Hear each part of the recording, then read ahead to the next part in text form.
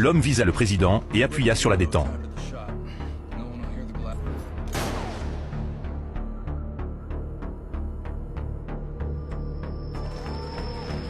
Cet homme était un tireur d'élite hors pair, maîtrisant tous les types de fusils de précision. Ce jour-là, ses supérieurs l'informèrent qu'un assassin préparait un attentat pendant le discours du président. Il commença donc à repérer toutes les positions avantageuses possibles autour du lieu du discours. Finalement, il réduisit sa cible à 3 emplacements. Puis, il contacta ses supérieurs, persuadé que l'assassin attaquerait dès que le président sortirait de sa voiture. Le point A était la meilleure position de tir, à moins de 1000 mètres du lieu du discours. Mais il l'écarta, car un grand drapeau obstruerait la vue. Le point B, un parking sur le toit, à quelques mètres seulement de l'estrade, était également écarté, car le personnel de sécurité y était déployé, rendant toute fuite impossible pour l'assassin. Par conséquent, le point B fut lui aussi écarté. Finalement, leur choix se porta sur le point C, à 1580 mètres de l'estrade. Il avait déjà testé cette position. Il pouvait atteindre ses cibles avec une précision chirurgicale, et on avait donc conclu que l'assassin attaquerait forcément depuis le point C. Le jour où le président devait prononcer son discours officiel, il était extrêmement tendu, espérant ne pas s'être trompé. Le cortège présidentiel était arrivé. Pourtant, il sentait que quelque chose clochait. Soudain, son supérieur l'appela pour signaler que l'assassin n'était pas apparu au point C. À cet instant, il remarqua l'immense drapeau, et, comme s'il avait une intuition,